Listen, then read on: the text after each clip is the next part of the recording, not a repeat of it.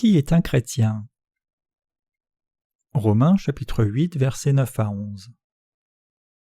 Pour vous, vous ne vivez pas selon la chair mais selon l'Esprit, si du moins l'Esprit de Dieu habite en vous. Si quelqu'un n'a pas l'Esprit de Christ, il ne lui appartient pas. Et si Christ est en vous, le corps, il est vrai, est mort à cause du péché, mais l'Esprit est vie à cause de la justice. Et si l'Esprit de celui qui a ressuscité Jésus d'entre les morts habite en vous, celui qui a ressuscité Christ d'entre les morts rendra aussi la vie à vos corps mortels par son Esprit qui habite en vous. Le fait que quelqu'un soit un vrai chrétien ou non dépend du fait que l'Esprit de Dieu habite en lui. Comment quelqu'un peut-il être un chrétien, qu'il croit ou non en Jésus, s'il n'a pas le Saint-Esprit dans son cœur? Paul nous dit que le fait de croire ou non en Jésus n'est pas la question la plus importante, mais plutôt le fait de croire ou non en lui en ayant découvert la justice de Dieu.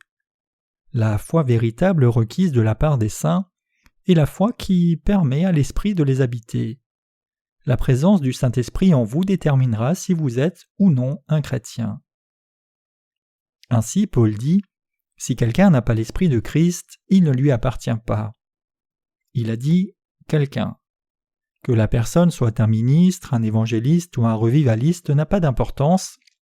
Si quelqu'un n'a pas le Saint-Esprit dans son cœur, cette personne ne lui appartient pas.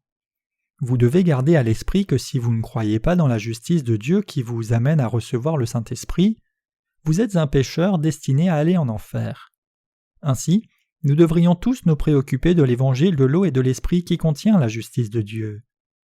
Si le Saint-Esprit habite en nous, cela signifie que nous sommes morts au péché par notre foi dans le baptême de Christ.